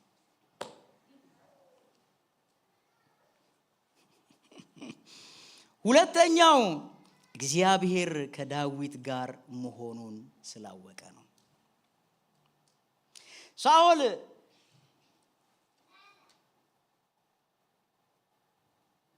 የእግዚአብሔር መንፈስ ከእርሱ እንደሸሸ በዳዊት ላይ ደግሞ እንደተቀመጠ አውቋል። ስለዚህም ዳዊትን ጥሩልኝ ይል ነበር። በገናም ደርድሮ ከሱ ላይ ክፉ መንፈስን እንደሚያባርር አውቋል። እግዚአብሔርም የሚሰራውንና የሚያደርገው እንደሚያከናውንለት በእጁ ምን ይላል? አወቀ ይላል። እግዚአብሔር ካንተ ጋር መሆኑን አውቆ የሚቆጣ ወይም የሚናደድ መንፈስ የሳኦል መንፈስ ነው። ሶስተኛው መንግስቱ ለዳዊት እንዲሰጥ ማወቁ ነው። እግዚአብሔር እንደናቀውና ሳሙኤልን ልብስ ይዞ የዛን ሰዓት ላይ ምን አለ? በጎተተ ሰዓት ምን አለ? ተቀደደ ይላል። የዛን ሰዓት አንድ ቃል ተናግሯል። ሳሙኤል መንግስት ዛሬ እንደዚህ ተቀደደ፣ ላንተ በሚሻል ዋው ካንተ በሚሻል ለባልንጀራ ተሰጣለ። የዛን ሰዓት ያ ባልንጀራ ማን ነው ብሎ ሲያይ ዳዊት እንደተቀባና ይሄ ንግስና የሚቀጥለውና የሚጸናው በዳዊት ላይ መሆኑን አውቋል። ስለዚህ ልጄስ ዮናታን ይላል መንግስቱን ለማስቀጠል ይሄኛውን ዳዊት የተባለውን ምን ማለት አለበት ካልጠፋ በስተቀረ ባይዘዌ ለልጁ ለዮናታን መክሮታል። ይሄንን ሊትራል እንደዚህ ብሎ ለገዛ ልጁ ለዮናታን እንኳን ሳይቀር የእሴይ ልጅ በምድረ በዳ በአንደኛ ሳሙኤል ምዕራፍ 20 ቁጥር 31 ላይ እንደዚህ ይላል የእሴይ ልጅ በምድር ላይ በሕይወት እስካለ አንተና መንግስት አትጸኑ፣ አሁንም ሰደህ አምጣው፣ በእውነት መሞት ይገባዋል። ይሄ ማን ነው የሚለው? ሳኦል ለዮናታን ለልጁ። ከዛ በኋላ የሚተካው ዮናታን ስለሆነ ከዚህ በኋላ እኔ ባስረክብ እንኳን መንግስት አይጸናም። መንግስቱ ይጸናል የተባለለት እሱ ነው። አይገርምም? እግዚአብሔር የገባለትን ኪዳን እያወቀ ኤጌኒስት ኪዳን የሚሄድ ማለት ነው። ባጃጃ የሳኦል መንፈስ የተወጋ ይሁን። በአንተ ላይ የእግዚአብሔር ፕሮግራም እንዳለ አውቆ የእግዚአብሔር አደራረግ እንደሚገለጥ አውቆ ግን ያንን ምንም አይል የማይቀበል ኤጌኒስት የሚሆን በራሱ መንገድ የእግዚአብሔርን ሐሳብ ለመጠምዘዝ የሚታገል ማለት ነው። ይሄ ሳኦል መንፈስ ነው። አራተኛ ክፉ መንፈስ ስለተያዘ አእምሮ ስለታወከ ነው።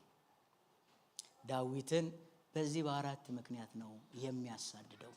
ዛሬም ወዳጅ በተለያየ ምክንያት የሚያሳድድ ከሆነ ይሄ የሳኦል መንፈስ ነው፣ የወዳጅ ጠላት ነው። ይሄንን ፊት ለፊት በመቅጠም ሳይሆን በእኔና በአንተ መሃል ምን እግዚአብሔር ይፍረድ ብለ የምትተወው ነው። ኢየሱስ ጌታ ነው።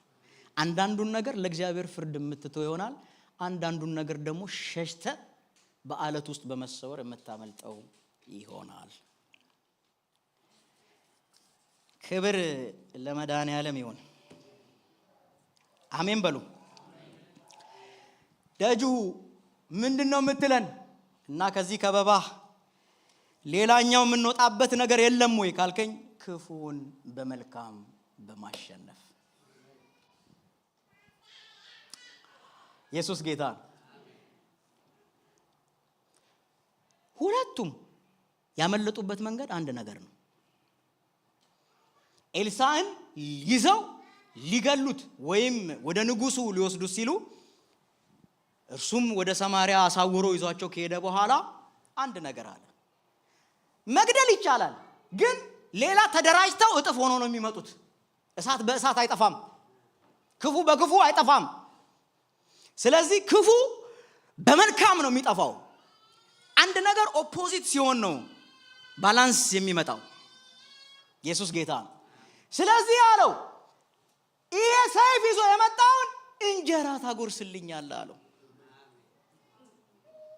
ይሄ ደሜን ሊጠጣ የነበረውን ምርጥ ወይን ጠጅ ታጠጣልኛለህ አለው። ይሄ ሞት የራበውን ምን ታደርግልኛለህ? ታጠግብልኛለህ። ከዛስ ምን እናርጋቸው? በመልካም በሰላም ሰደዳቸው። ከዛን ጊዜ ጀምሮ ይላል የሶሪያ አደጋ ጣዮች ምን አሉ? አልመጡም። ዘኢንድ ቻፕተሩን የምትዘጋው ከሶሪያ አደጋ ጣዮች በምንድን ነው ካልከኝ መልካም ነገር በማድረግ ኢየሱስ ያድናል። ዳዊት ጋር ደግሞ እንምጣ። ከወዳጅ ጠላትስ በምንድን ነው የምታመልጠው? ሌላኛው መንገድ ምንድን ነው ካልከኝ ሊገለው ያሳደደ እግዚአብሔር አሳልፎ ደግሞ በዋሻ ውስጥ ወገቡን በሚፈትሽበት ጊዜ ተቀምጦ አገኘው ይላል። የዳዊት ኃያላን ከውስጥ ናቸው። አስባችኋል? ዋሻው ምን ያህል ትልቅ እንደሆነ አስቡ። 600 ሰው የሚችል ተነል ማለት ነው። ያሁኑ የኢራን እንትን ማለት ነው። በቃ ተነል ጉድጓድ ማለት ነው። ተቀምጦ ከኋላ ያዩታል። እሱ ምን ይላል? በቃ ፋፈሽ ይላል። የዛን ሰዓት ላይ ምን አለ? እግዚአብሔር ጠላትህ ከፊት አውጥቶ አጥፋው ያለህ ቃል ዛሬ ተፈጸመ አሉት። አንተ እምቢ ብትል እንኳን እኛ እንገለዋለን አሉ። የዛን ሰዓት ላይ ዳዊት ልቡ ፈራ፣ ተንቀጠቀጠ ይላል። እግዚአብሔር በቀባው ላይ እጄን አላነሳም ብሎ አስጠነቀቃቸው ይላል። እጅግም ገሰጻቸው ይላል። ኢየሱስ ጌታ ነው። ኢየሱስ ያድናል። የዛን ሰዓት ግን ሄዶ ከኋላው ቀስ ብሎ ተከትሎ ዘርፉን ቆረጠ ይላል። ስለ ቆረጠ እንኳን እጅግ ተጸጸተ። አይገርምም? ኢየሱስ ጌታ ነው። ይሄ የዳዊት መንፈስ ይሰጠን በእናታችን። ሰውየው ምንም ቢስት ነገሩን ከእግዚአብሔር ጋር ነው የሚያየው። ቦታው ላይ ነው ያለው ሰውየው። እስቲል ንጉስ ነው። እስቲል እስራኤልን የሚያስወጣ የሚያስገባ እሱ ነው። we should have to respect ኢየሱስ ጌታ ነው። ከሄደ በኋላ ዳዊት ድምጹን ከፍ አድርጎ ጮኸ ይላል። ሳኦል ሳኦል ሆይ አለው። በእርግጥ በጣም ሸንጋይ መንፈስ ነው የሳኦል መንፈስ። በእርግጥ የምሰማው የልጄ የዳዊት ድምጽ ነው አለ። አቤት በጣም ከባድ አይደለም? አይከብድም? በጣም ይከብዳል። የልጄ ዳዊት ድምጽ ነው አለ ሲል፣ አዎ ጌታዬ የዳዊት ድምጽ ነው። እግዚአብሔር በእኔና በአንተ መካከል ምን ይበል? ዛሬ ይፍረድ አለ ዳዊት። ኢየሱስ ያድናል። እግዚአብሔር አንተን አሳልፎ ሰጥቶኝ ነበረ።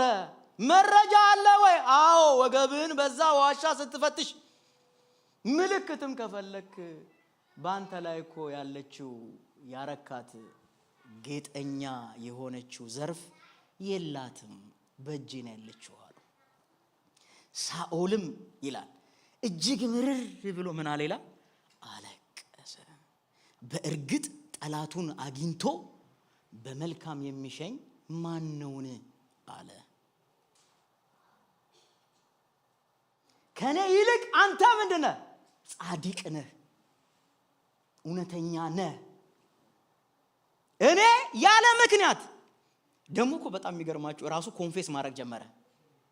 ምን ብሎ መሰላችሁ? በእርግጥ ከኔ በኋላ አንተ እንደምትነግስ መንግስትም ደግሞ እንደሚጸና ይሄንን አውቃለሁ። አይገርምም? ኮንፌስ ማድረግ ጀመረ። እንደሚጸና አውቃለሁ፣ ግን በቃ እንደው እንደ ሰውኛ ልታገል ብዬ ነው አለ። ኮንፌስ አደረገ፣ ተናዘዘ። አይታችኋል? መለሰው። ከዛን ጊዜ ጀምሮ ይላል ሳኦልም ዳዊትን ማሳደድ ተወ። ክብር ለኢየሱስ ይሁን። ሌላኛው ከከበባ የምናመልጥበት ስፔሻሊ ደግሞ ከወዳጅ ጠላት የምናመልጥበት ክፉን በክፉ እሳትን በእሳት ሳይሆን በመልካም በማድረግ። ክብር ለኢየሱስ ይሁን። ሌላኛው በጸሎት ውስጥ ያላነሳሁት ሐሳብ ቅድም ስላነሳሁት ነው። የእግዚአብሔር ጸጋ መገለጥ የአይን መከፈት ነው። ከከበባ ውስጥ የእግዚአብሔርን ሌላ ከበባ ላይ የሚያስችል በጸሎት የሚመጣ ኤልሳ ለጊያዝ ጸልዮ የተከፈተለት ኢየሱስ ጌታ ነው። ሕዝቅያስ ደግሞ ጉዳዩን ሁሉ ለእግዚአብሔር አሳልፎ መልአክ እግዚአብሔር የላከለት የጸሎት አቅም የአይን መከፈት ነው። ዛሬ የብዙዎቻችንን አይን እግዚአብሔር ይከፍታል። የመጨረሻው ምንድነው ካልከኝ ከኃጢአት ከበባ የምናመልጥበት ንስሐ መግባት፣ በኢየሱስ ክርስቶስ ደም ታጥቦ መንጻት፣ አካሄድን መቀየር፣ ፍሬ ማፍራት ነው። ክብር ለኢየሱስ ይሁን። እግዚአብሔር እንደዚህ ብሎኛል፣ ከበባውን እበትናለሁ።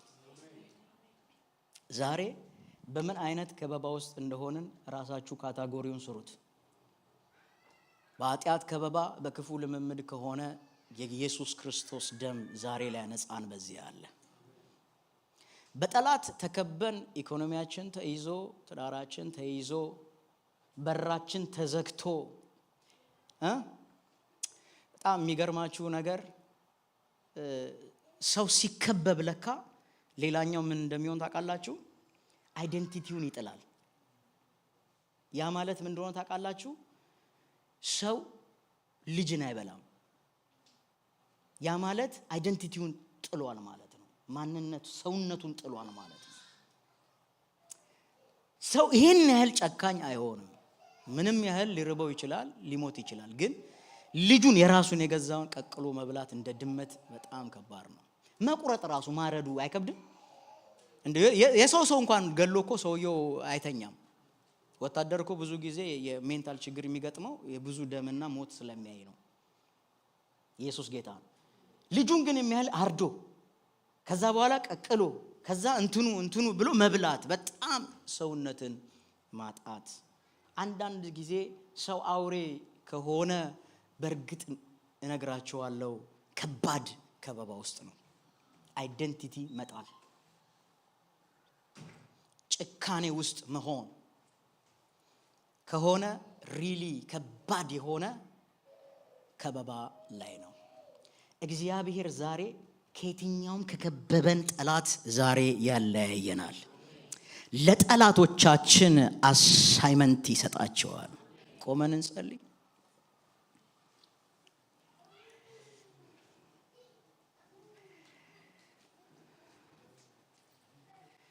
ጊዜ እንደወሰድኩኝ አውቃለሁ። ነገር ግን ዛሬ ይሄ ድምጽ መጥቶልናል። ከከበበን የትኛውም ጠላት ከበባ ዛሬ ይበተናል። ጩሁና አሜን በሉኝ።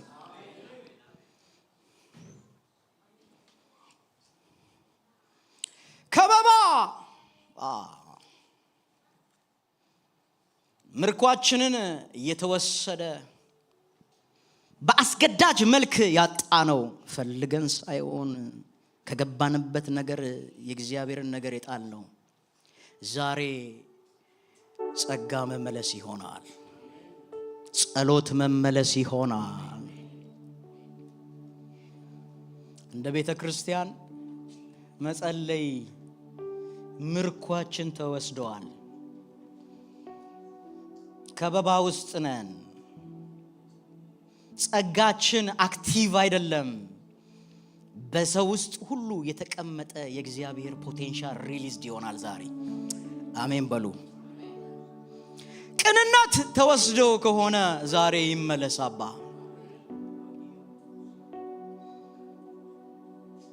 ፍቅር ማጣት በመካከላችን ተወስዶ ከሆነ ዛሬ ይመለስ።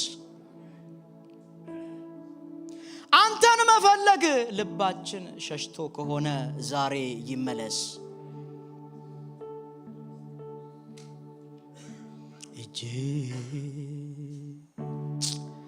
እጅ የኔ ወዳጅ እጅ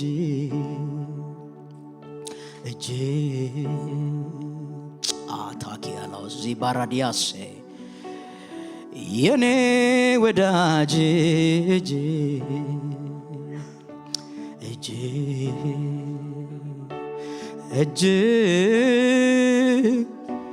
የኔ ወዳጅ ይፈውስ ይዳሰኝ ይፈውስ ይዳሰኝ ይፈውስ ይዳሰኝ ይፈውስ ይዳሰኝ ላይ ላይን ሳይሆን ውስጤን የሚነካ ጥሻውን ውስጠቴን በፍቅር ሚያጓጓ ሚነቀል ነቅሎ ሚተከል ተክሎ የሚለውጠኝ ሌላ አድርጎ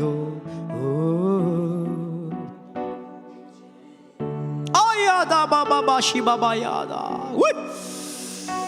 ጂናያ ሰባሃዲካ ራዲያኖ ሰምበርዳሊያቦስ ባባያታይ ቬኔጌማ ሳዲካ ጃኒቫኖ ሰብራዲጋ ላቫኒያስ ሻማ ሀጃ ተካላቦች ባርዳላቫኒያስ በረደ ቬኔሞሲያስ የጠላት ከበባ ይበተና ሻባባባሲያስ ምሽጉ ይፍረሳ። ግዴላችሁም ጸልዩ። የእግዚአብሔር እጅ ዛሬ ያስመልጠናል።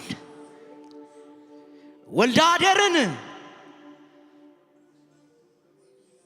የመከረውን ምክር ኤልሳ ላይ ባለ ቅባት ዘመኑንና አቅጣጫውን ቀይሮ እንዳስመለጠ ልክ እንደዛ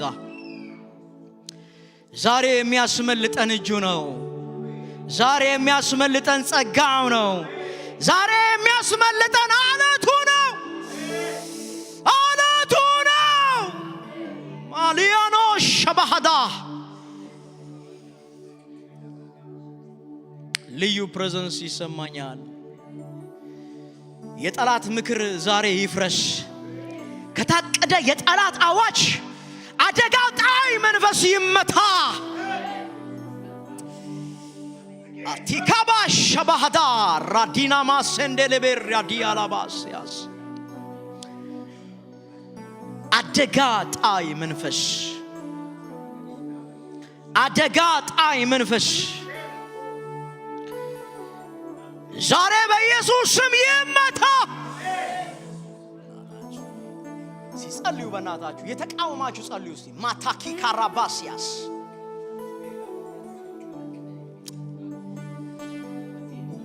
እኔ ልዩ ጠላት ከበባ ሲኖር እግዚአብሔር ያስተማረኝ ነገር አለ። ኢየሱስ ያድናል። ዛሬ ከምንጩ ይድረቃ። ዛሬ ከመነሻው ይድረቃ። ተማምሎ የሚወጣ መንገዳችንን የዘጋ በራችንን የዘጋ ኢኮኖሚያችንን የዘጋ ሻማሃዳ ካላቦሲያስ ቬኒማ ክራጀኔ ቬኒያስ በሌላ መንፈስ ተማክሮና ተማምሎ የሚወጣ በሌላ ኪዳን የሚሰራ የጠላት ክንድ ዛሬ በኢየሱስ ስምና ስልጣን የፈረሰ ይሆን።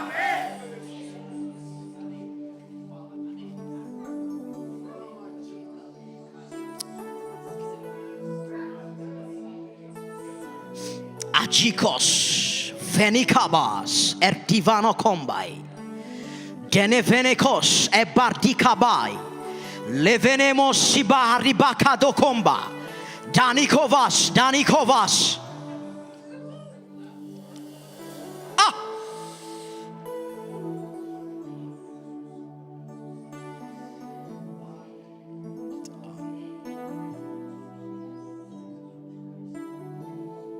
ቤተ ክርስቲያንን ባለመግባባትና በልብ ጥንካሬ ውስጥ ሆኖ ኮሚኒኬሽንን የሚያበላሽ ዲስግሬስ የሚያደርግ ጸጋን የሚነጥቅና የሚያፍን ዛሬ በኢየሱስ ስም ይመታ። እስቲ ተቃውማችሁ ጸልዩ ስትሮንግሊ።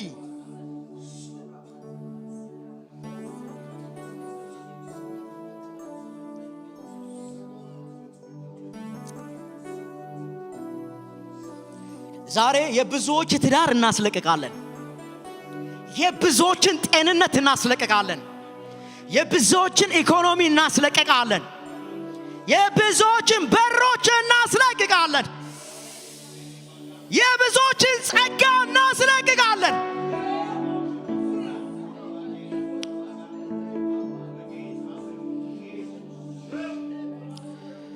የታፈኑ ጸጋዎች ይለቀቋ።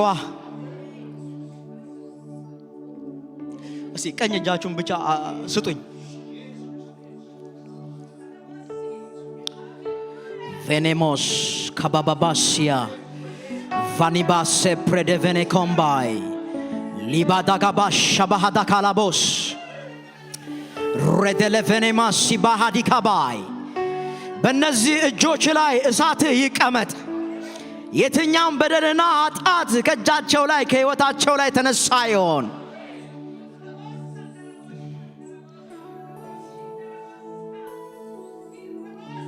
አጠገባችሁ ላለ ሰው ያዙና ጸልዩለት። አሁን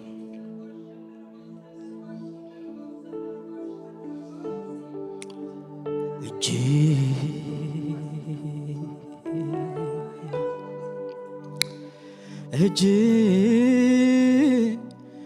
የኔ ወዳጅ እጅ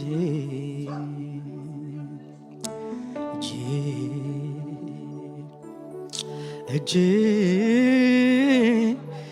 የኔ ወዳጅ እጅ ይናያዳ ያላቦሸባ ማሃላዲናና ያዳ ያጋምባ እጅ የኔ ወዳጅ እጅ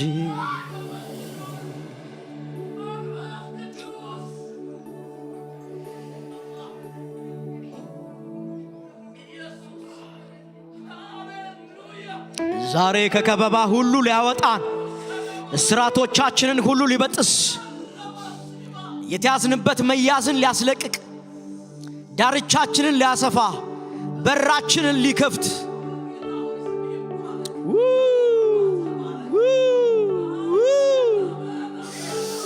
እጅ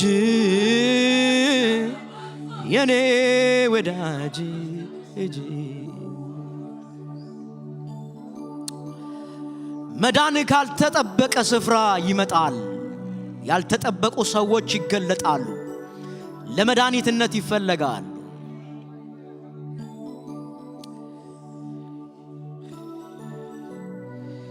ጸልዩ እስቲ።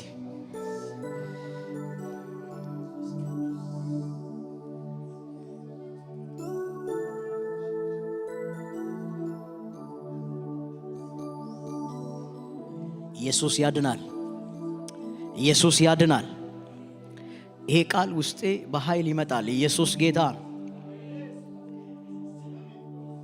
ይሄ ከበባ በታጠሩ ጊዜ እግዚአብሔር 4 ለምጻሞችን አስነሳ። በዚህ ብንሆንም እንሞታለን፣ በዛ ብንሄድም እንሞታለን። ስለዚህ እዚህ ሆነን ከምንሞት እዛ ሄደን እንሞት ብለው ወሰኑ ይላል። እግዚአብሔርም በዚያ ሌሊት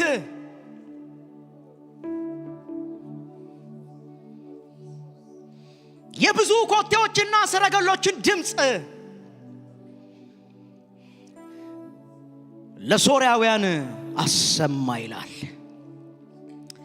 ያላቸውንም ነገር ጥለው እንደሄዱ አንዳች ነገር እንኳን ይዘው እንዳልሄዱ ኢየሱስ ያድናል። ኢየሱስ ያድናል። የእግዚአብሔር ጉብኝት፣ የእግዚአብሔር ጉብኝት። እውነቴን ነው የምላችሁ፣ እግዚአብሔር ሊጎበኘን መጥቷል። እውነቴን ነው የምላችሁ፣ እግዚአብሔር ሊጎበኘን መጥቷል። እኔ የምፈራው ምን መሰላችሁ? የእግዚአብሔር ጉብኝት እንደመጣ አውቃለሁ። ነገር ግን እንደ ኢየሩሳሌም ጉብኝቷን እንዳንተው ወይም እንዳንችላ እሱን ነው የምፈራው። እውነቴን ነው። በመንፈሴ በጣም በኃይል የሚሰማኝ ነገር ልንገራችሁ።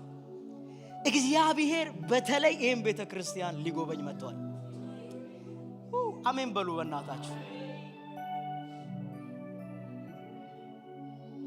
በጸጋ ሊጎበኝ፣ በኃይል ሊጎበኝ፣ ሊያስታጥቀን ሊጎበኝ መጥቷል። ነገር ግን ጉብኝታችንን ልክ እንደ ኢየሩሳሌም እንዳይሆን እፈራለሁ። ጉብኝቷን ስላላወቀች እንዳለቀሰ ጌታ በእኛ ላይ እንዳያለቅስ እፈራለሁ።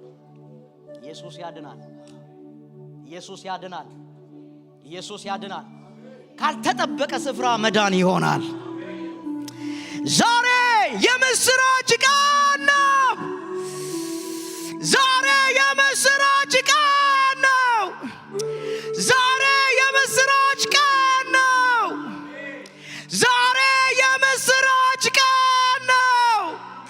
ጠላቶቻችን ከያዙት ወንበር ከያዙት ነገር የሚላቀቁ የሚለቁበት፣ ኢኮኖሚያችንን የሚለቁበት፣ ትዳርና አገልግሎታችንን ቤተክርስቲያናችንን የሚለቁበት ዛሬ ቀን ነው። ኢየሱስ ያድናል። ክብር ሁሉ ለስም ይሁን። እናመሰግንሃለን። ጸጋ በሙላት ባያችን ላይ ይገለጥ። ከበባችንን ሁሉ ስለበተንክ ተባረክ። በኢየሱስ ስም ብለን ጸለይን፣ አሜን። ፓስተር ወደዚህ መጣና